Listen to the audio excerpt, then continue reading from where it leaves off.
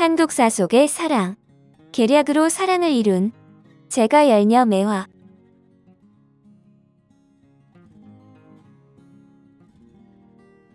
조선조 영조 말력 황해도 벽지 곡산 땅의 매화라 불리는 어린 기생이 있었는데 그녀를 일컬어 흔히 제가 열녀라고 불렀습니다. 두 번 결혼한 열녀라는 말인데 당시 매화 나이는 16으로 절세 미모를 가졌고 재주가 비상한 데다 기생 수업을 열심히 한 덕에 춤은 물론 노래도 절창이었습니다. 모두들 그토록 아까운 재주를 가진 아이를 이런 산골벽지에 보낸 신의 장난을 걱정하기도 했는데 소문을 듣고 찾아온 한량배들은 그녀의 냉담한 반응에 돌아서기 일수로 이런 일화도 있었습니다. 내가 너의 머리를 얹어주기 위해 마누라를 친정에 보내고 달려왔느니라. 오늘은 내가 너의 머리를 꼭 얹어주고 싶구나. 고마운 말씀입니다. 저를 그토록 생각해 주시다니요. 그럼 허락하겠단 말이지. 아닙니다. 아직 그런 말씀 드린 적 없습니다.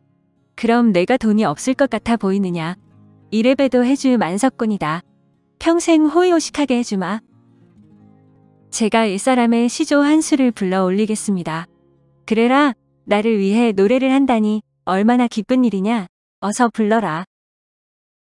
세상 부귀인들아 비난사를 웃지 마라.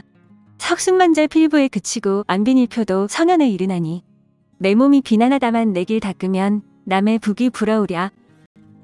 매화는 어림없다는 뜻을 내비친 것으로 돈 많은 해주한양은 기가 막혔는데 매화가 이렇게 나올 줄 몰랐던 것으로 무안해서 얼굴이 붉게 변한 한량은 그 길로 매화의 집을 나설 수밖에 없었다고 합니다. 황해도 관찰사의 여인이 되는 매화. 이렇게 도도한 매화에게도 연분이 있었으니 그녀가 17세 되던 해 봄 어윤겸 황해도 관찰사가 곡산 땅을 순시차 들른 것입니다.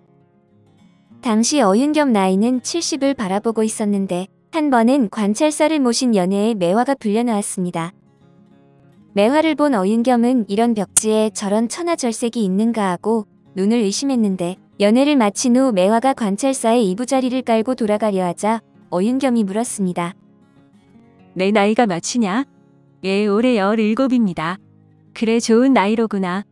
예, 앉아 이야기나 좀 하다 가거라.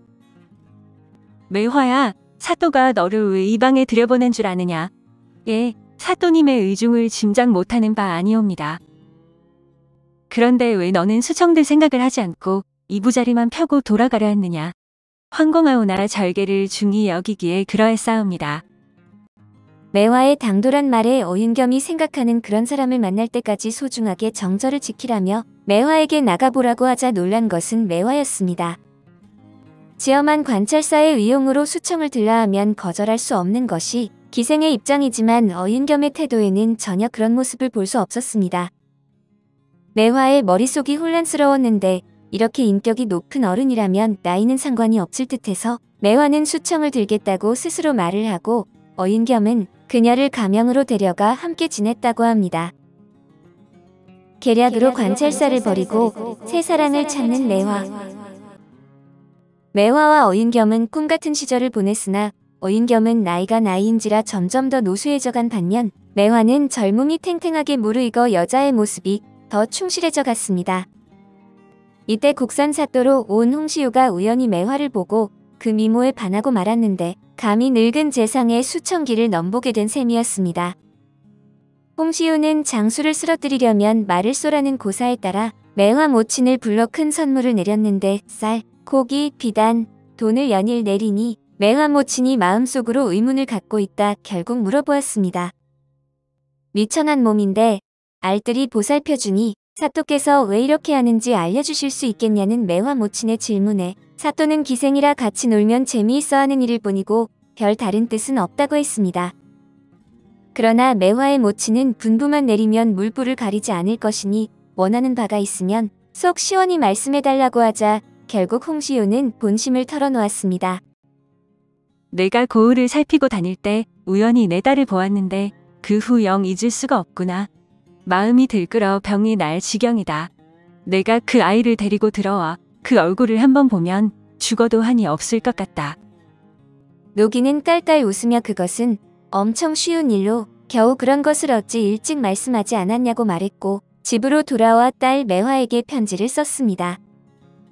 내가 병명도 모르는 병에 걸려 사경을 헤매고 있는데 너를 보지 못하면 죽어도 눈을 감지 못할 것이니 속히 말미를 얻어 얼굴을 보고 죽기를 바라노라. 매화가 모친의 편지에 놀라 눈물을 흘리며 순찰사에게 고하자 순찰사는 선물 꾸러미를 주며 속히 떠나라고 허락해 주었는데 매화가 도착해보니 모친은 멀쩡했습니다. 모친이 사연을 이야기해서 홍시우를 보러 갔는데 30대의 훤칠한 사내라 노인과 함께 지내던 매화의 마음이 절로 동했고 이렇게 온우지정을 나눈 며칠이 순식간에 지나가 다시 돌아갈 날이 되고 말았습니다. 이제 이별하면 다시 볼 날을 기약할 수 없을 것이니 어찌하면 좋겠는가?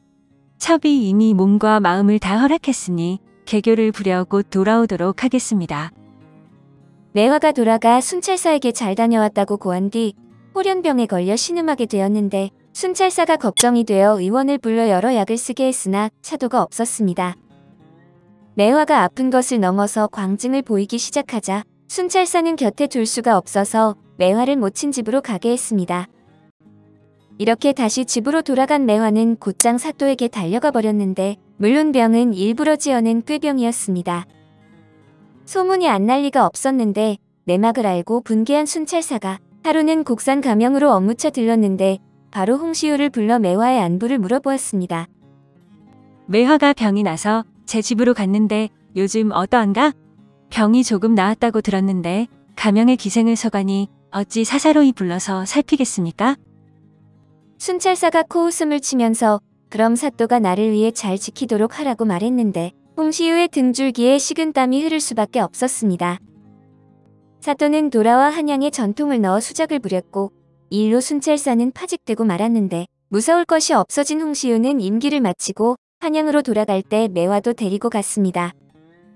그런데 몇 해 지나지 않아 영조가 붕어하고 정조가 왕위에 올랐는데 정조 1년에 소론이 사도세자의 신원을 주장했고 정조는 이것을 영조를 모함하는 일이라고 분노해 많은 사람들이 죽임을 당했습니다. 이것을 병신옥사라고 부르는데 홍시우도 여기 걸려들고 말아 홍시우의 본처가 매화를 불러 말했습니다. 일이 이 지경이 되었으니 나는 이미 결단을 내렸지만 너는 앞길이 창창한데 여기서 일생을 망칠 수 있겠느냐? 어서 내 집으로 돌아가는 게 좋겠다. 천첩이 영감의 은혜를 입은 지 오래인데 행복할 때는 함께하다가 환란이 닥쳤다고 배반할 수는 없습니다. 죽을지언정 어디에 가겠습니까? 며칠 후 홍시우는 곤장을 맞다 죽었다는 소식이 전해졌고 부인은 목을 메어 자결했는데 매화는 부인의 시신을 염습하고 사또의 시신도 받아와 염습한 뒤에 부부를 선산에 고이 모시고 무덤 앞에서 목숨을 끊었습니다. 매화의 이야기는 개서야담과 청구야담에 전해지며 다음과 같은 시조가 매화의 시조라고 전해지고 있습니다. 매화 옛 뜬걸에 봄철이 돌아오니 옛 피던 가지에 피엄직도 하다마는 춘설이 남분분하니 필동말동하여라. 이 시조는 가곡원료란 고종 때 나온 시조집에 있는 것인데 가곡원료에는 지은이가 평양기생 매화라고 나오고 또 그 밑에 춘설도 기생의 이름이라고 적혀 있습니다. 매화라는 이름을 가진 평양기생이 따로 있었을 수도 있고 전해오는 이야기에는 춘설이라는 기생은 등장하지 않으니 이 시가 곡산 기생 매화의 것인지 확신할 수는 없습니다. 그래서 이 시조는 매화라는 늙은 기생의 옛 정인이 찾아왔다가 춘설이라는 젊은 기생에게 빠져들었다는 것으로도 해석할 수 있습니다. 오늘 한국 사속의 사랑은 계략으로 사랑을 이룬 제가 열녀 매화였습니다.